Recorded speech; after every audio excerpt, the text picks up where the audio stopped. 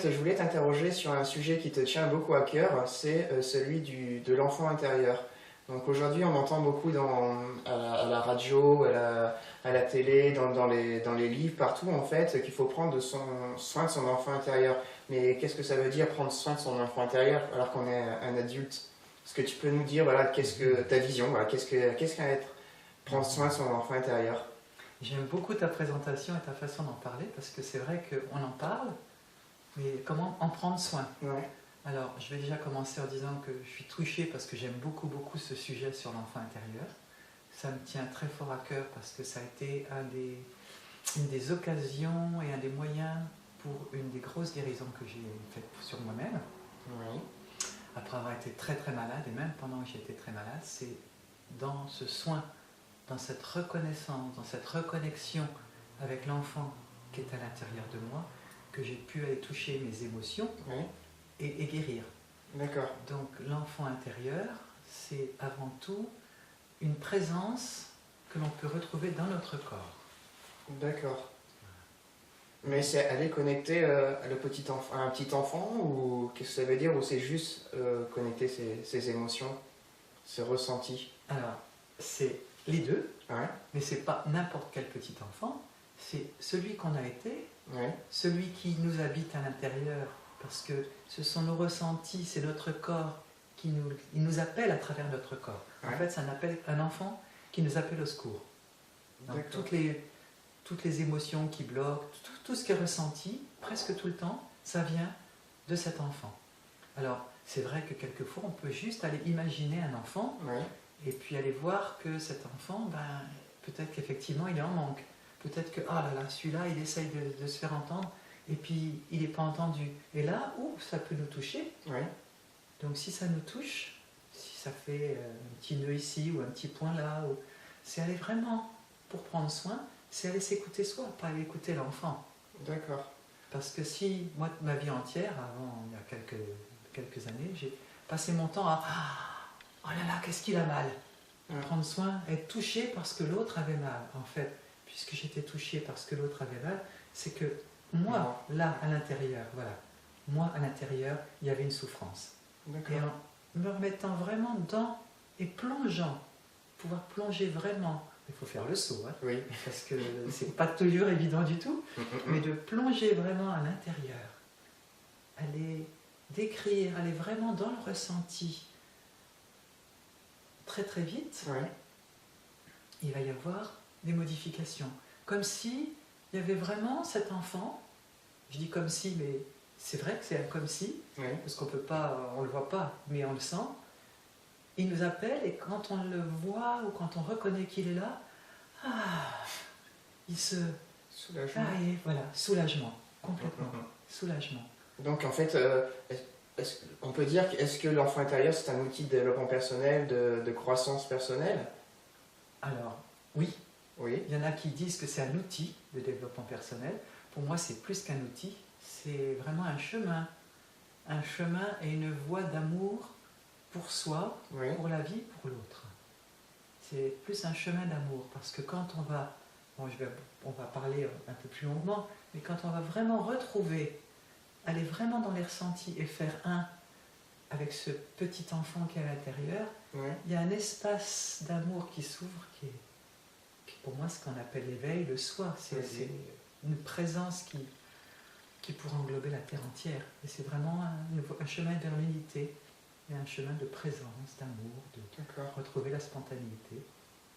Et donc par exemple, là j'ai une question, par exemple tu te trouves par rapport face à une peur, voilà, tu ressens un blocage, tout de suite est-ce que tu te dis, tu vas chercher à l'intérieur de toi ton petit enfant, donc la petite Marianne, peut-être que cette Marianne à 7 ans, elle a subi un choc, un traumatisme, et c'est cette Marianne de 7 ans qui est en train de pleurer, mais qui est aussi en train de s'exprimer dans un blocage réel, là, en temps présent. Alors, c'est évident que du coup, il y a un blocage réel dans le temps présent. Ouais. Et ça, c'est pareil pour beaucoup, beaucoup d'émotions. Si on la sent, c'est qu'elle est vraiment là et elle provoque. Parce qu'en fait, depuis tout petit, on est né des petits enfants, je dirais, presque du pur amour. Oui. Et on a un cerveau qui vient nous aider. Et ce cerveau, il est venu nous protéger. Et il est un vrai ordinateur. C'est un vrai ordinateur et qui s'est programmé avec ce qu'on a vécu autour de nous. Ok. Donc, du coup, quand il y a des émotions qui reviennent répétées d'une autre façon, mais qui viennent toucher une émotion identique, c'est vrai que l'émotion, elle revient et elle nous bloque réellement. Petit, on était vraiment bloqué, et adulte, on est vraiment bloqué. Et on peut être bloqué dans plein de domaines, que ce soit nos relations amoureuses, que ce soit le travail, que ce soit la capacité de parler, juste le simple droit d'exister quand l'enfant n'a pas eu le droit. Adulte, on se retrouve tout le temps devant, très souvent, je ne vais pas dire tout le temps, mais devant ces blessures. Et s'il y a une d'enfant, mais quelquefois, c'est pas que l'enfant, quelquefois ça peut avoir été quelque chose qui s'est construit une énorme émotion à 20 ans ou à 30 ans. Mais ce sera quand même les blessures de notre enfant intérieur, parce que du coup, cet enfant intérieur, c'est toute notre partie vulnérable. Ok. Voilà. Donc c'est l'enfant, ça c'est beaucoup construit dans l'enfant, dans l'enfance, mais c'est aussi toute notre partie sensible. Donc dès qu'elle est connectée, elle vient se recoller, se relier, se rajouter, non, pas forcément se rajouter, mais se reconnecter. Et là, pouf, les neurones, ils font au secours, au secours, au secours. Et l'enfant, il nous dit, il vient en fait nous secourir, dire attention, là, quand il se passe ça, tu sais bien que c'est dangereux. Et pour moi, c'est vraiment comme s'il y avait un enfant là, à l'intérieur, et que cet enfant, il nous dit au secours. Et que toutes ces programmations, toutes ces protections qui se sont mises avec la même intensité que notre énergie vitale, eh ben, c'est vraiment l'enfant qui nous dit mais attends, ça, tu sais bien que c'est dangereux, donc il ne faut pas le faire. Donc, même si nous, on trouve que c'est très pénible, que c'est répétitif, qu'on en a marre parce que ça nous empêche de vivre, eh ben, cet enfant, lui, il croit bien faire. Le programme, il est mis et il sait que cette action-là va provoquer telle chose. Donc, il nous dit surtout n'y va pas. Mais comment on y va? Comment on va trouver ce petit enfant-là? Comment on plonge là pour aller... Mais déjà, avant de plonger, juste s'imaginer un enfant qui a peur. Ou un enfant qui est en colère. De quoi est-ce qu'il a besoin? D'être de l'amour,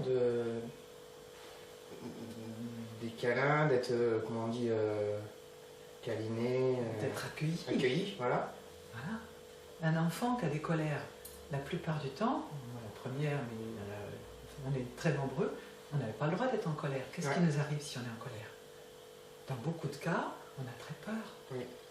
Donc, on a peur de ne plus être aimé, et puis on peut aller beaucoup plus loin, ça va jusqu'à la peur de mourir, mais comme on a peur de ne plus être aimé, on retient nos colères, on va les enfoncer, on va même mettre beaucoup d'énergie d'ailleurs, pour les cacher, pour les enquister, pour bien les retenir, et puis être vraiment un enfant sage. Pour nos peurs, c'est pareil, parce que si on dit souvent qu'on a peur, ben on nous dit non, un garçon ça n'a pas peur, ou une fille, attends, mais regarde, t'es une femmelette, il n'y a pas de raison d'avoir peur.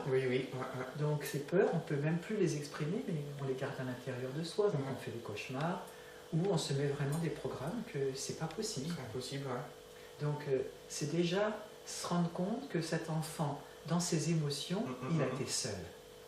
Il était complètement seul face à ses émotions. Et il n'y avait personne même pour l'aider à mettre des mots dessus, ni pour les reconnaître. Donc, comment est-ce qu'il pouvait les gérer? Donc c'est complètement enfoui, que ce soit les mots, même les sensations, parce que c'était trop difficile.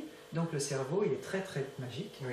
Il va programmer, c'est dans le cerveau, d'ailleurs il y a plein de recherches qui peuvent montrer tout ça, mais il va enquister cette émotion, quelque part, pour qu'on puisse survivre. Voilà. Mais quand il y a une autre émotion presque identique qui arrive, eh ben, il va vite reconnecter ça et oh, au secours, au secours, au secours. Hé, je suis là. Attention, tu sais bien que c'est dangereux. Tu sais que, ben voilà, mais quelqu'un comme ça, regarde tes parents. C'était pas possible, ton père il t'a pas aimé, ben, tu peux pas aimer. Donc c'est vraiment, quelle que soit l'émotion, c'est toujours l'enfant qui croit bien faire parce que son protecteur lui a dit, ben, attends, ça c'est dangereux. Donc c'est en fait des énergies de survie. Voilà, donc pour moi, c'est d'abord important, c'est de mettre de la conscience. De la conscience. Donc tout le travail, ce qu'on peut faire et ce qui se fait beaucoup d'analyse. Alors c'est déjà énorme de faire l'analyse, de comprendre. Seulement l'analyse, dans mon expérience, ça n'a jamais suffi pour aller au fond de la guérison. Parce que moi, la compréhension, j'ai tout compris, il y en a beaucoup qui ont compris, mais ça ne change rien. Oui, oui. Ce qui change, si vous imaginez, si on imagine que c'est un petit enfant, ce qui change, c'est si l'enfant il se sent complètement reconnu et qu'on peut vraiment ressentir que ce qu'il a ressenti. Et là, il se dit, ah, ça y est, on me comprend. Je suis compris, je suis entendu. Et là, waouh. Mais l'enfant, il n'est pas... Je dis un petit enfant, en général, il est très intelligent. Oui. Et il ne va pas se suffire de plein de choses. Mais l'enfant reconnaît vraiment ce qu'est le langage du cœur. Et si on lui dit, ouais, je sais que tu as souffert de ça, il sait très bien que c'est pas vraiment dans les tripes. Ouais. Et là, il ne croit pas. L'enfant, pour que vraiment il guérisse, il a besoin qu'il sente qu'on a vraiment compris combien ça avait été vraiment douloureux pour lui. En fait, ouais, ça me fait penser à l'histoire d'un petit chaton, là, voilà. Au début, il n'ose pas se faire approcher, et puis plus il a confiance en nous, plus on va pouvoir l'approcher, le câliner. C'est exactement pareil que... C'est exactement la même chose. Pour moi, même il y a le Petit Prince de Saint-Exupéry qui parle de apprivoise-moi. Oui, oui. Apprivoise-moi. Alors finalement, dans l'histoire, je pense qu'il n'est pas vraiment apprivoisé, mais moi je connais des histoires, une petite fille qui a mis 2 ans pour apprivoiser un petit chat sauvage. Et quand moi je comprends ça, je vois que notre petit enfant qui n'a pas été aimé, ou si, il a été aimé, oui, oui. Parce que sinon il ne serait pas là, mais pas aimé comme il en aurait vraiment eu besoin. Oui, oui. Et du coup, il s'est enfermé très loin. Il vit, hein, mais c'est pour moi, c'est le côté robot et automatique. Oui, oui, il n'y a pas vraiment d'âme dedans. Et il s'est vraiment enfermé. Et pour aller le rechercher, il a besoin de l'apprivoiser. Donc en fait, il faut se donner de l'auto-amour, en fait. Il faut tomber amoureux de son petit enfant. Oui, mais tomber amoureux de ça. C'est beaucoup plus facile à faire. C'est plus facile à dire qu'à faire. Et en même temps, une fois qu'il y a les clés, c'est vraiment une ouverture. Et c'est quoi les clés alors pour les clés de l'amour de soi? C'est déjà lâcher dans le mental certaines idées. C'est-à-dire que si on va vraiment voir cet enfant ou voir les ressentis, et puis qu'il y a de la colère. Ouais. Attends, le petit enfant, il ne va pas être en colère. Attends, je ne vais pas être en colère, je ne vais pas être en colère contre mes parents, ils ont fait tout ce qu'ils pouvaient. Et c'est vrai, nos parents, ils ont tous fait tout ce qu'ils pouvaient. Mais, alors si je suis en colère contre eux, c'est pas juste. Donc, si on comprend déjà que prendre soin de l'enfant, c'est accueillir ses ressentis pour prendre soin de lui, et ça n'est pas projeter la colère sur nos parents. Même si c'est sur nos parents symboliquement, c'est permettre à l'enfant tous ses ressentis, juste pour lui dire, je comprends que tu étais frustré, je comprends que c'est pas drôle de venir sur cette terre, là je te dis que ça c'est interdit alors que tu en as envie. Ben oui, il y a besoin d'apprendre à accueillir les frustrations. Seulement, on ne nous l'a pas appris. Non. Donc, moi je vois des enfants actuels dont les parents disent « Ah, je vois que tu es en colère, j'entends que tu es en colère et j'entends que c'est vraiment difficile de vivre ce que tu vis. » Ben, l'enfant, au bout d'un moment, il s'ouvre. Il s'ouvre, voilà. Alors que dans nos générations, je pense qu'on a été vraiment très peu, mais c'était possible que même nos parents reconnaissent qu'on avait ces émotions, puisque même ne les avaient pas. Il faut accueillir ses émotions. Hein. Voilà. Accueillir nos émotions, mais aussi accueillir nos ressentis. Nos ressentis. Et là, c'est nos ressentis, nos émotions, c'est très proche, mais on a aussi été tellement cassés dans ces histoires de ressentis que c'est très difficile. Quand, par exemple, un enfant tombe, il a un gros bobo, là, au genou, au coude, et puis ça saigne. Hein. Et puis il pleure, parce que, en plus, pleurer, ça fait du bien, hein, ça soulage. Et puis qu'est-ce que la plupart du temps les parents disent? Oh, c'est rien, ça va passer, allez, pleure plus. Mais qu'est-ce qui se passe à l'intérieur du corps du petit enfant? Attends, j'ai rien, ça va passer, je sens pas, je ne veux pas avoir mal, alors que moi j'ai mal. Donc qu'est-ce qui se passe là? L'enfant, au bout d'une fois, 2 fois, 3 fois, il ne peut même plus avoir confiance en son ressenti. Alors que le ressenti individuel, c'est notre seule réalité. Et c'est vraiment retrouver notre personnalité, se réintégrer complètement, que de retrouver notre ressenti.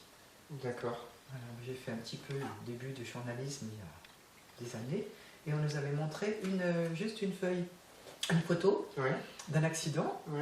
Et en fait, il y avait 10 journalistes autour sur une place ronde, et du même accident, selon la place où s'était passé l'accident, chaque journaliste avait pu le raconter complètement différemment. Parce qu'en fait, selon le point de vue d'où on est, Oui, on ne voit pas les choses de la même façon. Pour nos ressentis, c'est la même c'est la même chose. Donc pour le même événement, on peut avoir des ressentis différents. Mais le ressenti, c'est ce qui nous appartient à nous. Ouais, Donc le chemin, c'est de se retrouver, parce que si on ne se retrouve pas, ben on ne peut que se perdre dans l'autre, que reproduire les schémas, que être pris par les vieilles souffrances, et les vieilles croyances, et les impossibilités d'aimer, de s'aimer, et de tout ça. Donc c'est vrai que le chemin, c'est de retrouver nos ressentis. Le ressenti. Et comprendre pourquoi. Et puis se juger, ah, si je suis en colère contre ma maman, qu'est-ce qui va m'arriver? Même adulte, très très souvent, on ne se donne pas ce droit-là. Alors qu'en fait, c'est juste même un chemin pour pouvoir aimer encore plus nos parents, Oui, oui. nos parents et grands-parents. Mais avant, ça demande d'accepter déjà que c'est accueillir complètement toutes les émotions de l'enfant, et que les accueillir, ça ne veut pas dire qu'il va se vautrer dedans. Non, non, non, non. Et tu peux développer un peu plus alors, si ne pas se vautrer dedans, donc comment ne pas tomber dans le trou là, de retomber en plus dans ses peurs, avoir encore plus de peur. Pour moi, c'est assez simple, même je ne sais pas si je saurais l'exprimer aussi bien, mais un enfant qui a peur, quand il y a quelqu'un qui peut lui donner la main et puis qui lui dit j'entends que tu as peur et viens je te protège, déjà la peur elle va être gérée d'une autre façon. Si l'enfant il est obligé d'affronter ses peurs, le kyste à l'intérieur il est énorme. Oui, oui. Donc plus on accueille, plus ça se pose et ça disparaît, ça se transforme. D'accord. Et en fait l'amour c'est la voie la plus extraordinaire, c'est-à-dire l'accueil, l'acceptation dans tous les sens du mot. Les mots, ça ne veut pas dire un enfant qui a envie de voler, oui. On ne va pas lui dire il faut voler. Mais j'entends que tu as envie de voler parce que tu manques et que les autres te font envie. J'entends combien tu es frustré. Ça n'est pas le pousser à voler. Ouais. C'est complètement différent. Wow. Et je pense vraiment aussi à un petit enfant à l'école. Alors, dans les entrées de maternelle, la première année, c'est extraordinaire. Il y a le petit enfant qui a envie. Donc, il voit tous ses enfants, il y a sa maman, il commence à y aller, et puis tout d'un coup, il retourne vers sa maman, il se rentre dans ses jupes. Oui. Puis si sa maman l'accueille, et c'est très intéressant, moi j'ai vraiment vécu, il va une minute, 2 minutes, puis tout d'un coup il retourne. Et puis là il va un peu plus loin, puis tout d'un coup, il retourne dans les jupes de sa maman.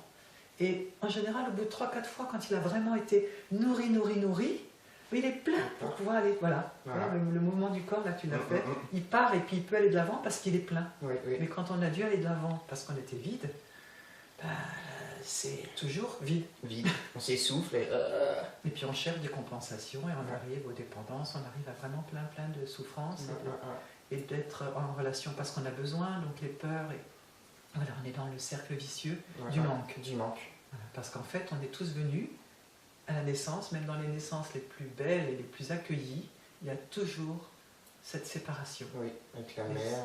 Avec la mère, et puis avec la chaleur de l'intérieur, et puis on ne sait pas tout ce qui se passe dedans. Mais il y a toujours une séparation, et en fait, tant qu'on n'est pas rassuré dans cet amour-là, on est toujours dans cette quête-là.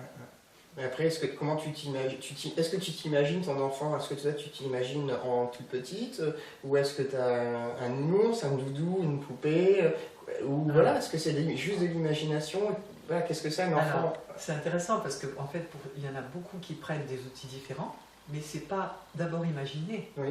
Ça s'imagine pas en fait. Si on va vraiment dans le ressenti, les images qui correspondent et qui ont été déclenchées par ce ressenti vont être vraiment des images différentes pour chacun. Il y a des moments, moi, ça peut être vraiment le tout petit bébé. Il y a des moments dans mon vécu, ça peut être la petite fille. Des moments, ça peut être à 15 ans. Et à chaque fois, c'est pas forcément la même petite fille. D'accord. Et cette petite fille, au fil du temps, elle a même changé de visage. Elle a évolué. Et même à l'intérieur, il y a une évolution. Quand on va vraiment rencontrer cet enfant le voit évoluer. D'accord. On voit l'enfant qui s'apprivoise et qui vient s'ouvrir. C'est une réalité. Alors la clé, c'est d'aller dans le ressenti. C'est la grosse traversée, mais finalement, c'est beaucoup plus gratifiant et finalement facile que ce qui paraît. Et c'est pas aller chercher une douleur, c'est pas aller chercher comment ça s'est passé, ni rien, c'est vraiment aller explorer le ressenti. Et c'est le ressenti qui nous mène. C'est la voix du corps. La voix du corps, donc j'ai une peur et j'ai mon bras qui se bloque, donc j'essaie de l'accueillir, en fait, ce bras bloqué, ce petit garçon qui a été, je sais pas, tiré par sa mère parce qu'il avait fait une mauvaise chose. C'est ça. Alors là, à ce moment-là, il y a plein de voies possibles, hein. Tu peux même accentuer ce mouvement. Tu peux même accentuer ce mouvement pour que ça vienne. Après, il y a beaucoup de possibles. On est dans une époque merveilleuse où il y a des tonnes d'outils possibles qui vont amener aux mêmes choses. Ouais. Moi, on en utilise beaucoup, mais juste déjà simplement le ressenti. Qu'est-ce que ce bras te dit? Ouais. Va vraiment dans les cellules. Qu'est-ce qu'il t'empêche de faire? Pourquoi est-ce qu'il est comme ça? Et puis, au bout d'un moment, il va parler. C'est vraiment aussi dialoguer. Dialoguer avec son corps. Avec son corps. Ouais. Dialoguer avec son corps. C'est difficile si ça fait 20, 30, 40 ans, on n'a jamais écouté ses émotions, ses ressentis. Ça ne doit pas se faire du jour au lendemain. Apprivoiser, ça se fait pas en un jour. Voilà.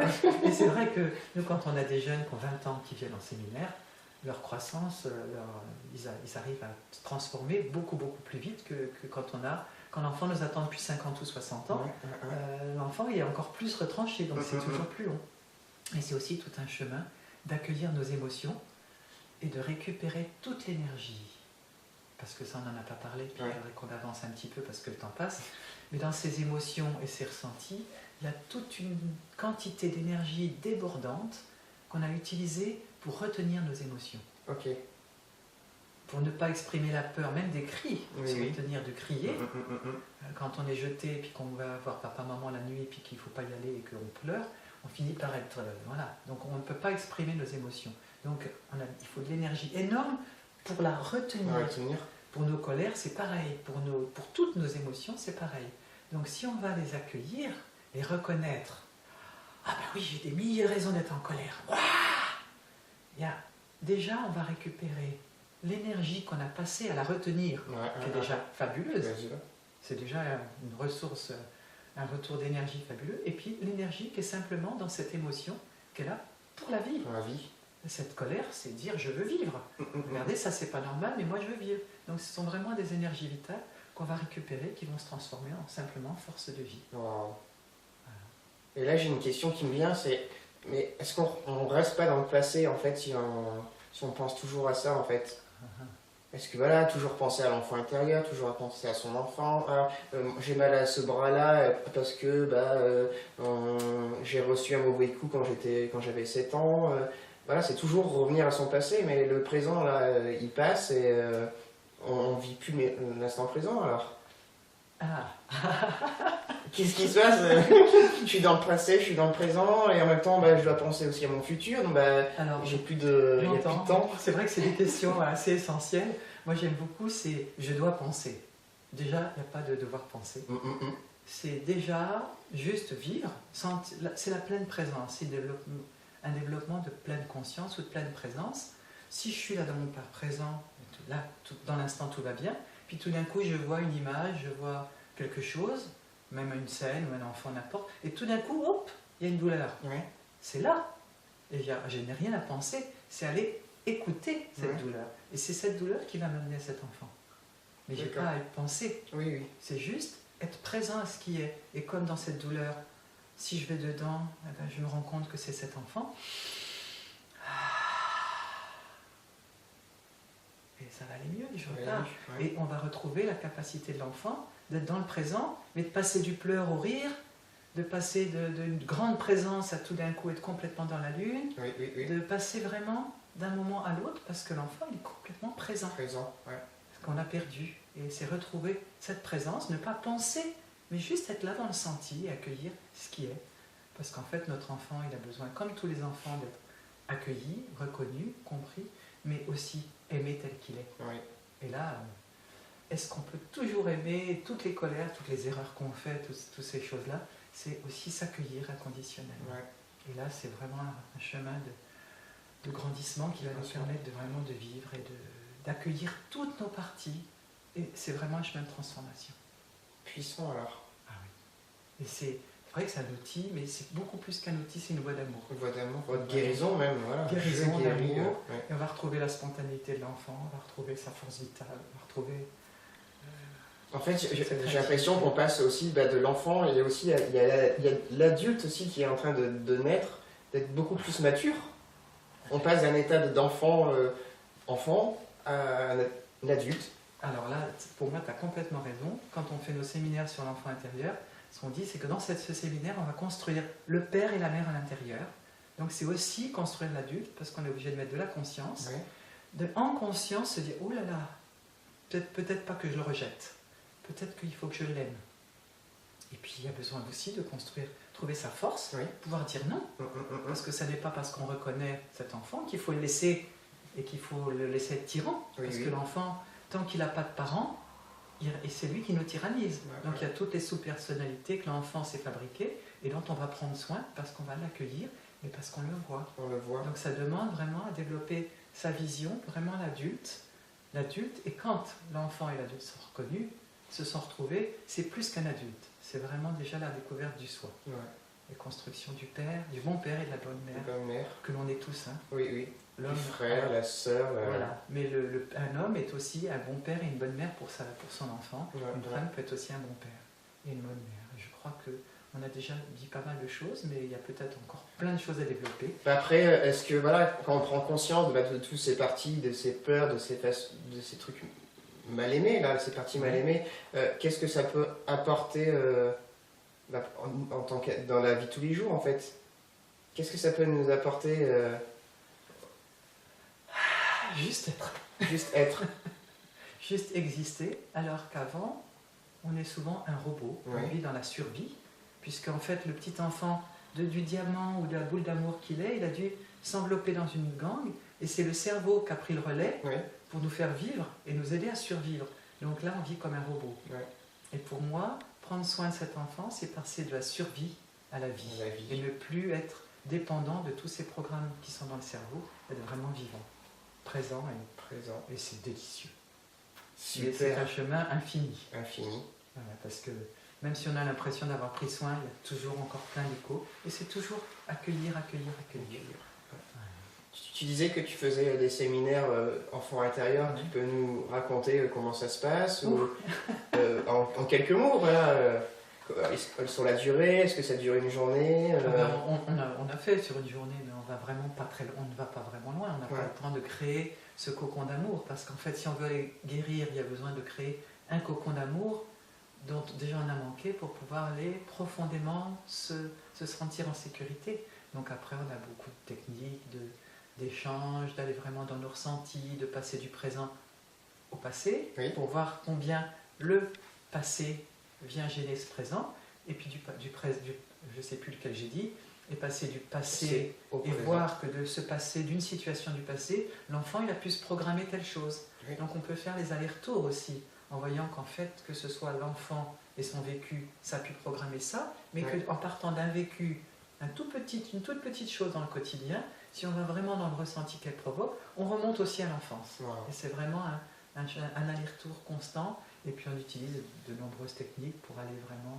Donc en fait, vous nous apprenez à savoir accueillir son petit enfant Voilà, en fait. c'est vraiment des techniques pour Des pouvoir techniques. s'accueillir au quotidien. Et ce sont des outils pour que tout le monde soit le plus autonome possible. Parce que c'est quand même un gros chemin, délicieux, Oui. mais exigeant. Exactement. Mais tellement réconfortant, tellement nourrissant, tellement épanouissant. Ouais. Voilà. Et dans l'Évangile, Jésus disait « Laissez venir à moi les petits-enfants ». Et pour moi, c'est vraiment la voie de l'amour et la voie du féminin, Ouais. la voie du cœur, que d'accueillir. Et puis du coup, on est très conscient de ce qu'il ne faut pas faire. Et si l'humanité était là-dedans, il y Voilà. aurait beaucoup plus de conscience. C'est une voie de liberté. Il n'y aurait Ouais. plus besoin de morale, plus besoin de rien. Quoi. Parce que Exactement. c'est juste... C'est de ça que chacun a manqué. Oui. Voilà. C'est juste les manques. Super. Voilà. Un grand merci pour cette belle interview sur l'enfant Merci. intérieur. Merci beaucoup parce que c'est très agréable. J'aime beaucoup ce sujet. Voilà. Voilà. Merci beaucoup. La voix du cœur, c'est toujours la meilleure. Merci. Merci. Merci Rémi.